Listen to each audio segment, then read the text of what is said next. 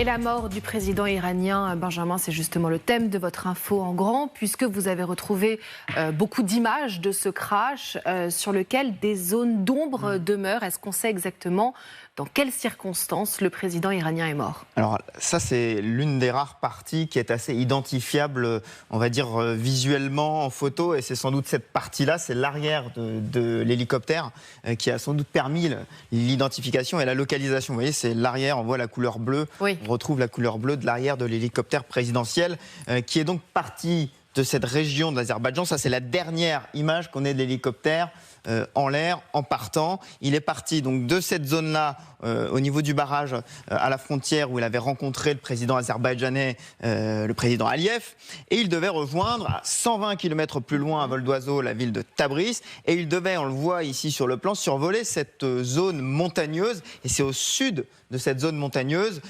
qu'on a trouvé la carcasse. Et vous voyez, quand je dis zone montagneuse, à quoi ça ressemble? J'ai fait une capture d'écran de Google Earth de la zone précise. Vous voyez, c'est ici où a été repéré l'hélicoptère. On voit que c'est extrêmement escarpé. Ajoutez à cela une zone où il y a beaucoup de végétation. Bref, une zone où il était quasiment impossible d'effectuer un atterrissage d'urgence. Et on voit d'ailleurs qu'il n'y a vraiment que l'arrière. Quand je vous disais que c'était la partie qui avait permis d'identifier, pour le reste, tout a quasiment ou presque été calciné, brûlé. Tout à fait. Et on est en plus de cela là à plus de 2000 mètres d'altitude, une zone quasiment inaccessible. D'ailleurs, pour retrouver la carcasse, vous voyez, ce sont des drones turcs qui ont survolé la zone et qui étaient dotés notamment de vision nocturne pour repérer la carcasse dans des conditions climatiques difficiles. Oui, alors on le voit très bien sur vos images. D'abord une zone montagneuse, mais aussi beaucoup de brouillard. On a l'impression sur ces images qui rendent presque le vol impossible, Benjamin. Oui, alors je vais vous montrer la dernière image où je la remontre au moment du décollage. Là, on se dit, à basse altitude, les conditions de visibilité restent à peu près correctes. À 2000 mètres d'altitude, les conditions furent tout à fait différentes. Ça, c'est la première image qu'on ait eue des secours. Donc les conditions les plus proches, si vous voulez, du moment du crash. Je ne sais pas si vous voyez la personne, là, elle est à une vingtaine de mètres. On a du mal à la distinguer. On a des images de secours qui arrivent où la visibilité, même ne serait-ce qu'à 10 mètres, est très, très compliquée. Voilà les conditions. On distingue les secours là, une dizaine de mètres. Très épais comme brouillard. C'était un brouillard très très épais. Ce qui interroge, c'est que le brouillard très très épais, il concernait tous les hélicoptères du convoi.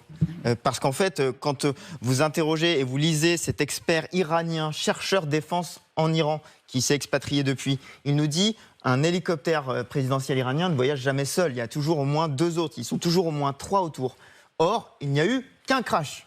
Les 2 autres ont visiblement atteint leur destination. Ils ont atterri en Iran. On n'a aucune information sur un autre crash en tout cas. Donc ça suggère que ces 2 autres hélicoptères ont atteint leur destination. Et d'ailleurs, je vous montre cette photo. Ça, c'est l'hélicoptère présidentiel qui est filmé depuis un autre hélicoptère. Ce qui atteste qu'il y avait bien d'autres hélicoptères avec cet hélicoptère présidentiel. Alors forcément, sur les réseaux sociaux, circule la thèse d'un acte malveillant sur l'hélicoptère présidentiel. Je vous propose d'écouter l'analyse de Michel Goya qui émet quelques doutes sur cette hypothèse et il se base sur des éléments bien concrets. Concrètement, ça ne peut pas être l'objet d'un tir, par exemple, d'un tir de missile ou des choses comme ça, les conditions étant telles que c'est quasiment impossible. S'il y a intention malveillante, c'est-à-dire acte hostile, ça ne peut être que soit un sabotage à l'intérieur. Quand on regarde la carcasse, il n'y a pas eu explosion complète. Là, apparemment, les choses sont concentrées. Bon, donc, voilà, l'hypothèse de l'accident est quand même de très loin la plus vraisemblable. Hypothèse de l'accident, et on peut ajouter qu'il n'y a absolument aucune revendication de qui que ce soit concernant cet accident. Et d'ailleurs, l'Iran, à l'instant dont on se parle, n'a accusé formellement personne. Et en conséquence, Benjamin, certains s'interrogent sur l'état de l'appareil, de l'hélicoptère. Alors, il arrive que le président iranien voyage avec cet hélicoptère soviétique, mais là, ce n'était pas le cas. Il avait un autre hélicoptère, c'était cet hélicoptère que je vous ai montré. Ce n'est pas un hélicoptère de fabrication soviétique, c'est un hélicoptère de fabrication américano-canadienne, ce qui s'appelle un Bell 212, qui avait été livré, mais qui avait été livré à l'Iran il y a très longtemps, à l'armée iranienne, notamment avant la révolution islamique. Donc son âge interroge aujourd'hui, je vous cite l'agence AP, la flotte militaire iranienne date majoritairement d'avant la révolution islamique de 1979. Et la question de l'entretien est posée, parce qu'en fait, l'Iran utilise une variété d'hélicoptères, mais les sanctions internationales rendent difficile d'obtenir des pièces pour leur entretien. Et effectivement, j'ai pris la liste des entreprises sanctionnées par les États-Unis. Et quand vous la consultez, il y a notamment la Société iranienne de soutien et de renouvellement des hélicoptères. Quand vous lisez le communiqué du Trésor américain, c'est une société qui a construit et révisé des hélicoptères, y compris des modèles fabriqués aux États-Unis, pour l'armée iranienne. Ce qui interroge donc, est-ce que finalement les sanctions n'auraient pas eu un effet indirect dans cette affaire? C'est l'un des mystères de ce crash. Saura-t-on jamais d'ailleurs? Une commission d'enquête va être effectivement créée. Est-ce que tout sera révélé? On ne sait pas. Merci beaucoup Benjamin Solène. Un président est mort. Vive un autre président. Enfin, il va y avoir une élection début juillet. 50 jours. 50 jours. Ça fait court pour la campagne. Voilà, court pour la campagne. Elle va passionner les Iraniens. Vous pensez qu'ils vont aller massivement aux urnes? Ça, c'est une très bonne question.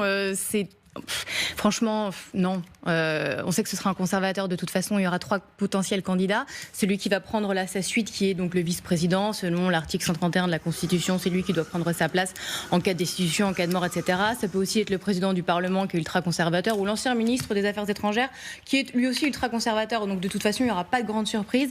Une déclaration intéressante ce matin du porte-parole du gouvernement iranien qui dit de toute façon, il n'y aura pas la moindre perturbation dans l'administration du pays, comme pour rassurer sa population. Pas de grand changement, parce qu'on rappelle aussi que la plus haute autorité en Iran, c'est le guide suprême et c'est l'ayatollah Ali Khamenei. Donc bien évidemment, il va y avoir des changements, mais en fait ce sera très très minime. C'est plutôt d'ailleurs qui succédera à Ali Khamenei, puisque le défunt Raïssi devait être le successeur. Donc ça, c'est la vraie question. Voilà. Merci beaucoup Solène.